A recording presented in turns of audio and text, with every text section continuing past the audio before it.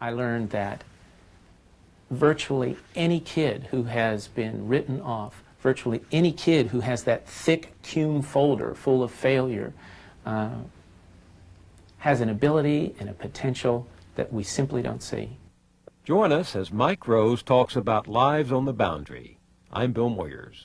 Do you remember some of those kids you taught 20 years ago when you were in the teacher corps, kids like Dora and Jesus? Yeah, I do. And what did they teach you?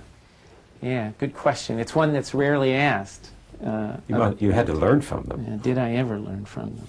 I learned that virtually any kid who has been written off, virtually any kid who has that thick cum folder full of failure, has an ability and a potential that we simply don't see. And what I found again and again was that they just had all this ability, the ability to tell stories and write them, the ability to talk to each other about the reading they did and create interesting kinds of connections between the readings. They had an ability to get very excited about language use in a way you could have never predicted from what the objective tests said and what the records in their cumulative folders said. These are people who had, now admittedly they had just come out of a kind of experience that sort of slapped them around in a horrible way. But what was striking is that virtually to a person, these guys were curious. They wanted to know how to do things with language. They knew damn well that to be able to do things with language or with mathematics was going to enable them to improve their life. You cannot write these folks off as being in some way incompetent, incapable, damaged, deficient. It's that they never had the right kinds of opportunities, the right chances. Is this what you mean when you say that poor performance in education is more often, in your experience, a social failure instead of an intellectual failure?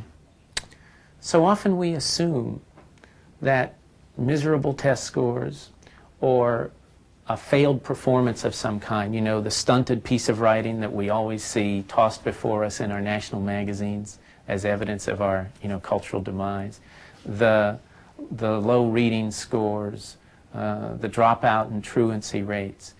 We see all this as evidence of some sort of often we see it as some sort of evidence of an intellectual failure. These people are not capable, they're not cognitively capable, they don't have the intellectual or linguistic facility to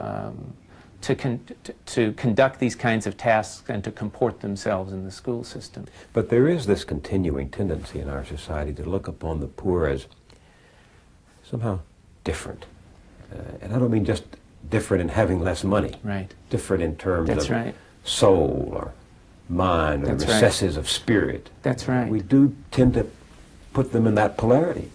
Yeah, we really do. And it goes way back in our country. When you read reports from 19th century educators about teaching the urban poor, there the whole discussion is cast again and again in terms of almost moral, spiritual, and characterologic terms.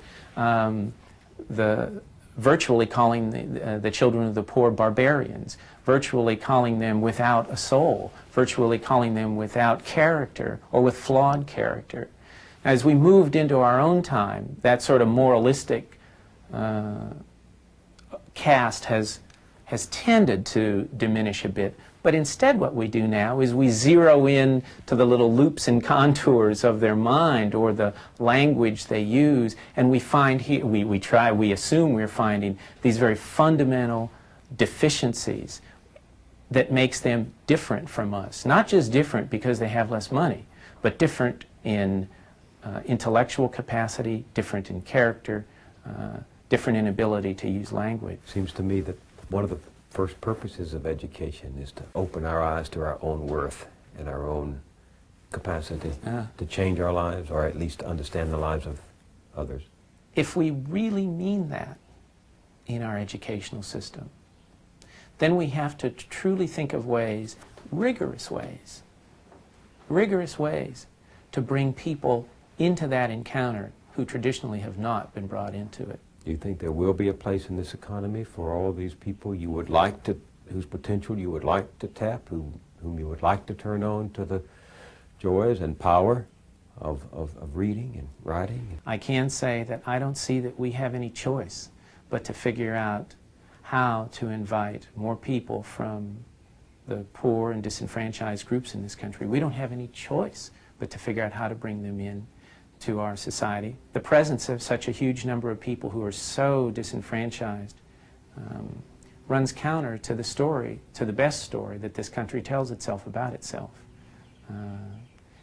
It does not speak of equality. It does not speak of a country that is an open society with an open educational system. And I think unless we do something, the falseness of that story will slap us very hard in the face. I think we're headed for troubled times in the society unless we do something to help more people enter into the educational system in a more productive and powerful way. You just used that word again, invite. Yeah, I did, didn't I? That's education. To me.